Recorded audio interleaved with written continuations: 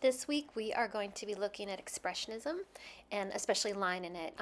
It's good to know before Expressionism what was happening was Van Gogh and James Ensor and Munch were all kind of experimenting, like doing the early ideas of like what it means to paint how you feel versus what you see.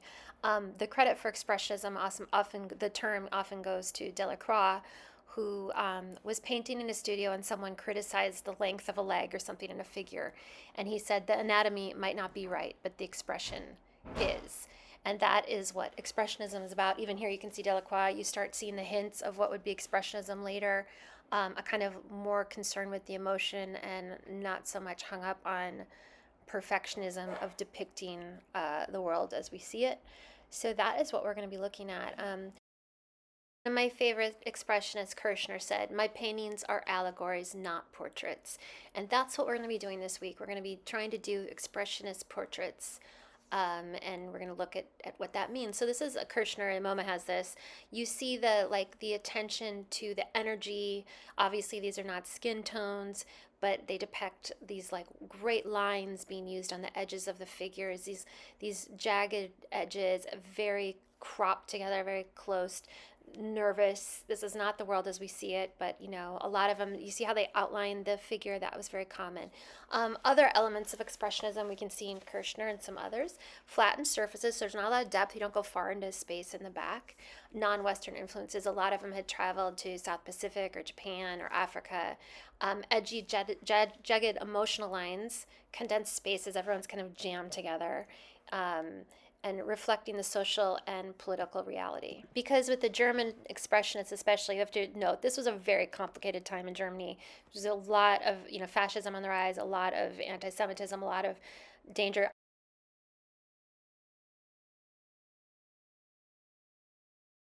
I feel it, we are often expressionists reacting to time. Egon Schiele is who I really want to look at too, since we're looking at line. Look at these lines, amazing. Um, Again, true expressionism, this wild palette, bold colors. I want to see you doing that. I want to see these amazing outlines. Gabriel Munter also um, outlined everything in a dark, thick line, almost like to make us know it's not reality. Amazing. And Shams Sutain, famous for hams and pieces of meat, also did look at these amazing. Again, anatomy is not correct, but the expression is. Look at the palette, look at the color, look for inspiration in this self-portrait, the lines. Here's just a few. Franz Marc, amazing way of the contorted bodies. Paul Morzenbecker, again, the line. Um, Emile Charmet, look at the amazing, these looks out at the viewer. The expressions are so amazing because, again, it's just about expression. I'm obsessed with this painting. I saw it in person. I couldn't get over it. Emile Nolde did these wild, crowded space has been flat, and the colors are wild lines. I would love to see people doing a painting with multiple people in it like this.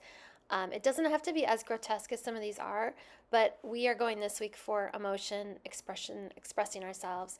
And this is still, a very prominent thing. This is Elaine de Kooning, her JFK paintings. Look at the line and the energy and the expression. Again, the anatomy might not be perfect, but we know who this person is that's painting it. Alice Neal, her body sometimes look distorted. Look at those tiny hands. They don't seem like they're probably right, but we don't care because look at these lines. Also, we're going to build on last week. So last week we focused on color, but we're not going to forget color this week. So look at that blue on the left with that olive green next to that mint green.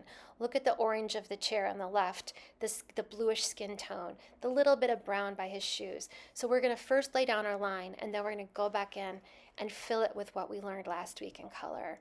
That mauve with that green shirt and the purple tie. Beautiful. All beautiful. And look at, again, the eyes. We're going to be looking for expressive faces. I'm going to also share a video that we've done in the past about figure proportion for anyone who hasn't seen that before. Another contemporary, this is a current painting, young painter, Jennifer Packer. Look at these colors and the lines.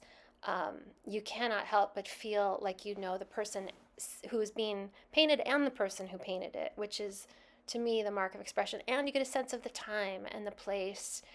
A lot of monochromatic she does. We did a class of just Jennifer Packer last time.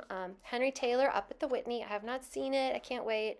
Again, um, these are people in the midst of it, you know, always expressionists are painting people in the moment.